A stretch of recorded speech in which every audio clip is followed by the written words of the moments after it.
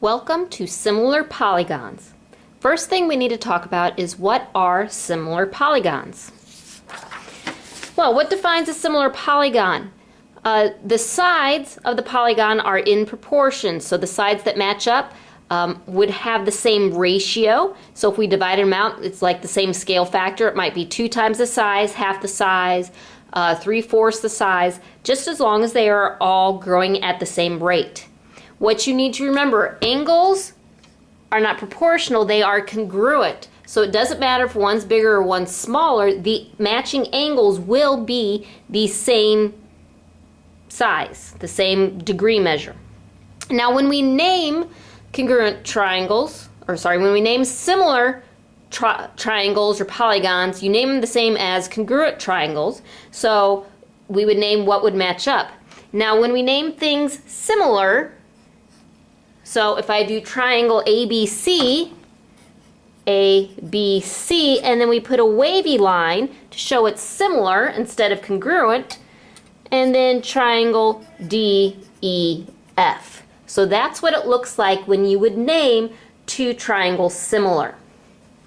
So let's go on and talk about showing that things are similar and talking about ratios. The ratios of the sides of a triangle are 2 to 5 to 7. What is the ratio of a triangle that would be similar? So to figure out, all cast members please report to the auditorium. Sorry about that. To figure out a similar ratio, all you have to do is multiply all three of those numbers by the same thing. So say I multiply them all by 2, that means my new ratio would be 4 to 10 to 14, because 2 times 2 would be 4, 5 times 2 would be 10, and 7 times 2 would be 14. When we're working with ratios, it works the same way backward as well, that you could divide everything by the same number. So reducing it like a fraction. So another similar ratio, I could multiply each of those by 3. So you could do 6 to 15 to 21, because again I multiplied each of those originals by the same number.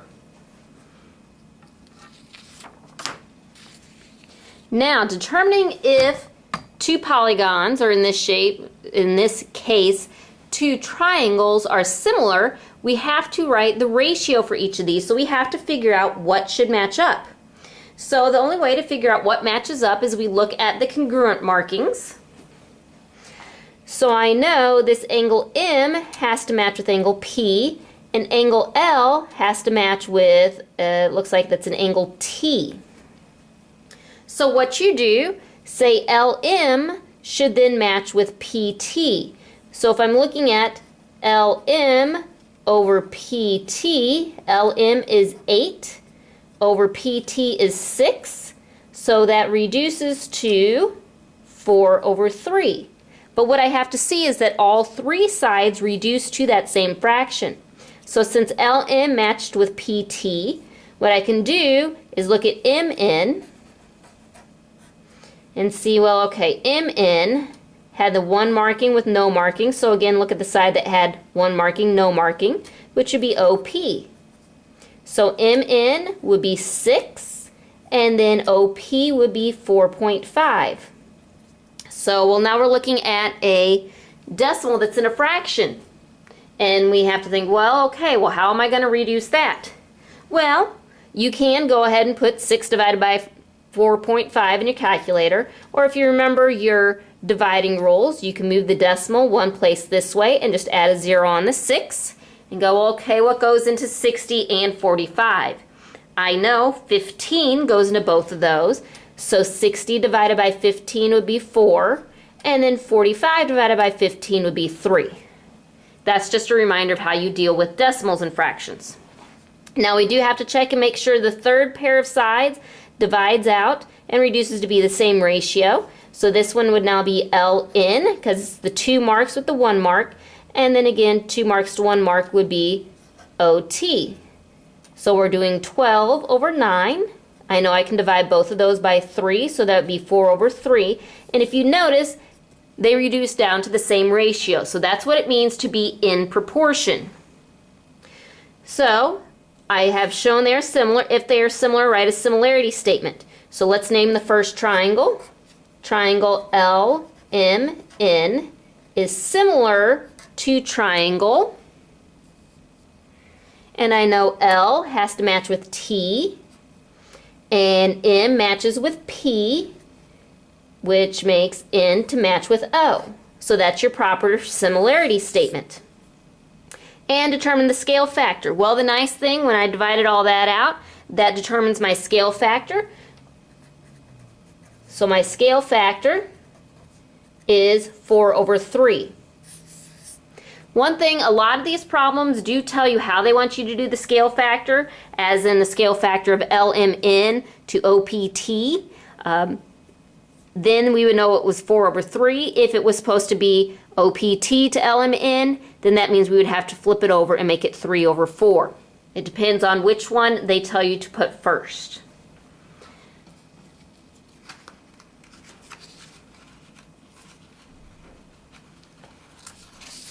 Okay, next thing I want you to look at this other problem. Same kind of problem, but we have a different shape. Instead of a triangle, we have a rectangle. But same question, determine if the two polygons are similar. If they are, write a similarity statement and determine the scale factor. So trying to figure out what matches up with rectangles, because they all have right angles, I can't go by angle markings. But what I can do is long side to short side. So I know WX is the long side of the big one. The long side of the small one would be DA or AD. So WX is 24 over DA would be 6. 24 over 6 reduces to be 4. I want to show the same thing with the short sides. So XY here, the short side of the rectangle, would line up with the short side of this rectangle, which would be AB. So we put 16 over 4. So 16 divided by 4 would be 4. So we do see that we have equal ratios there, which does mean that these two rectangles are proportional. So they are similar. You do have to show that for all sides. But being that my opposite sides are congruent, that's why I only had to show for 2 in this case, because the other 2 would obviously be the same. In this case, my similarity statement, since it's a polygon, all I have to do is write W, X, Y, Z is similar, so the wavy line, to, if we start with W, then we can start with D here, D, A, B, C. So that's my similarity statement. And determine the scale factor. So again, my scale factor here is 4. So we'll put equals scale factor.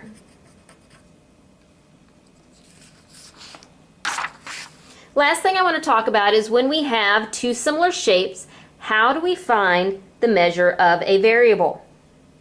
Well, what I like to do is, again, look and see what sides match up, and I write a proportion. So remember how we talked about solving proportions. So I start with the variable that I want to find. So in this case, I'm going to start with X. X, the two ends of that side have a 2 marking here and then a no marking. So I go over here and I find the 2 marking and no marking, since I don't have any letters to look at. So that means X matches with 24. So I'm going to put X over 24. So my first fraction of my proportion I make by matching sides. Now remember, I started with little triangle to big triangle, so I have to go back to the little triangle to make a ratio with the second one. The only other number I have in this little triangle is 20. And then my 20 is between the 1 and 2 marking, so I go to the big triangle and I know it has to match with the 30. So I do X over 24 equals 20 over 30.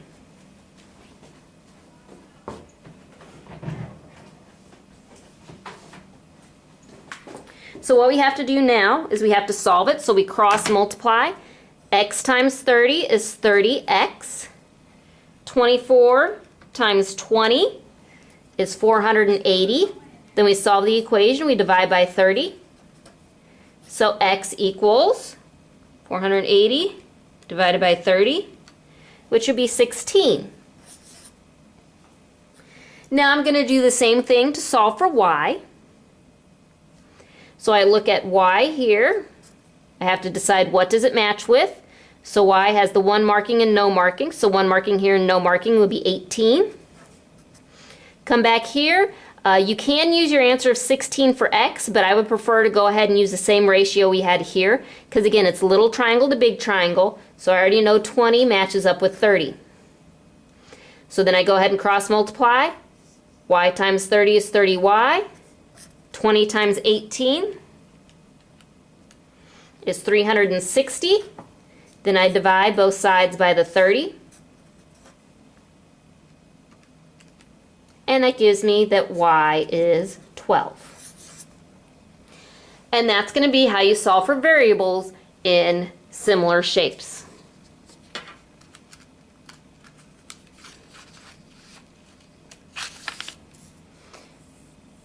So I do have a problem here I want you to take a look at. Let me see if I can scan it and make it a little bit bigger for you. And I want you to look at solving for x and y.